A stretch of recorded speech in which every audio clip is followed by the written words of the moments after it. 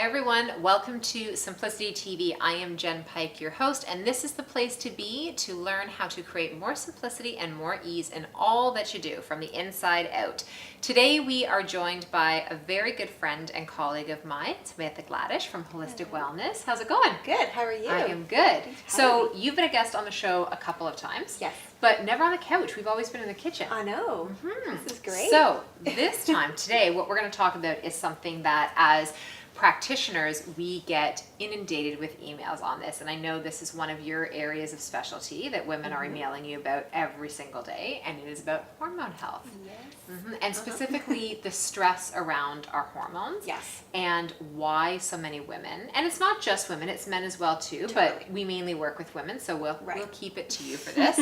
But why so many women have issues with their hormones.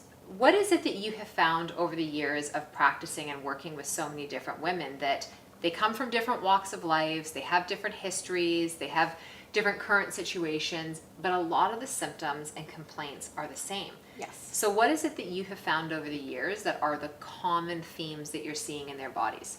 So commonly I hear things like stress. That's probably the biggest one. And oftentimes too, I find that women don't realize they're stressed until I start talking to them and really digging into their lifestyle and what their eating habits are like, what their sleep is like.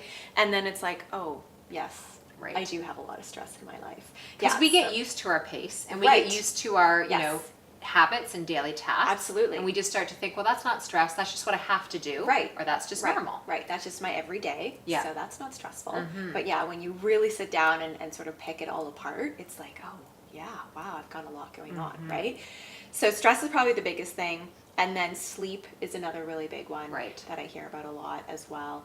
And I mean, they kind of go hand in hand. If you have a lot of stress going on in your life, you typically have a very busy mind going on and you're always thinking about things. You're thinking about the next day and before it's even happened. Exactly. Yeah. And then you're in bed thinking about the next day and what you need to do. And then you can't fall asleep, or you wake up in the middle of the night, or you can't fall back asleep again once you wake up. The war with the clock. Yeah, and it's just this whole cycle that happens night after night after night. And there might be like that one time where you're like, oh, I had that one good sleep this week. And you try and recreate that night, like do everything the same way, right? It's like when you have a baby and they have a really good night's sleep and you're like, I need to run that day exactly how I did so that happens again. Right.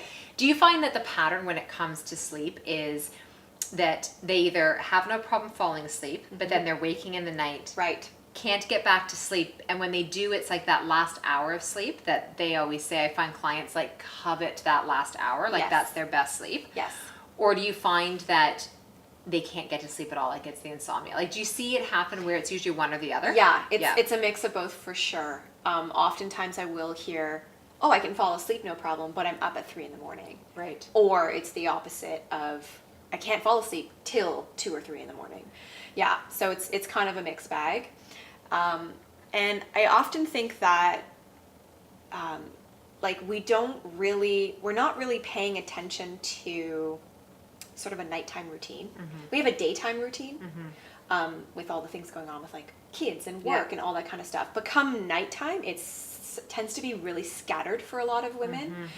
So I think in terms of getting better quality sleep, we really need to set these boundaries in the evening time and create a ritual and a routine at night. And your environment as well, like what you're sleeping in, the lighting, not having the stuff plugged in. Absolutely. You've got lots of resources on your website for those types of things, like connections to blogs and your Facebook group. Absolutely. Right, for all of that type of stuff. Yes. I write about it in the Simplicity Project. So there's no end of suggestions or solutions for those, but it's really about starting to set them in motion, because getting more rest is going to decrease your level of stress, or it's going to make you more resilient to those daily stressors. Absolutely. What about food? How much does that impact our hormones? It impacts all of it.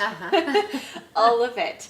And So many women who are stressed often will skip meals, and that alone is a stressor to the body because you're not giving your body the nourishment and the fuel to actually get through your day. Right. So food just becomes this, it's not a priority.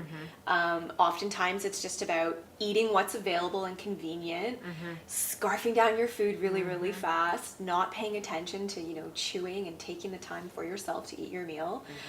So not only is it the type of food, but it's also, how you're actually eating. Yeah, the how behind the what. Yeah, exactly. Yeah. And that's going to help to curb their cravings for the sweets and the stimulants, right? The coffee, the alcohol, Absolutely. cigarettes, whatever it is they're turning to try and fill up that void that all that stress is causing. Yes. I know one of the other big areas is obviously the menstrual cycle. Yes. And this is a 2-part series that we're doing with Sam. So we're going to save that for our second part because there's a lot that we can go into for that. Yes. So what I'm going to encourage you, the viewer, to do at home right now is to head on over and to visit www.holisticwellness.ca and to also go on to Sam's Facebook group. And you have a private Facebook group. I do, yes. So there's the Holistic Wellness Foodie, which is on Facebook. It's my business page. But there's also the private Holistic Wellness private community group. And you give tons of daily free content, inspirations, and information on there. So until next week's episode, which is part 2 with Sam, head on over, do your homework there, start to read and get inspired and get excited for what's coming next week. Awesome. Have a fantastic day, and we will see you all really soon.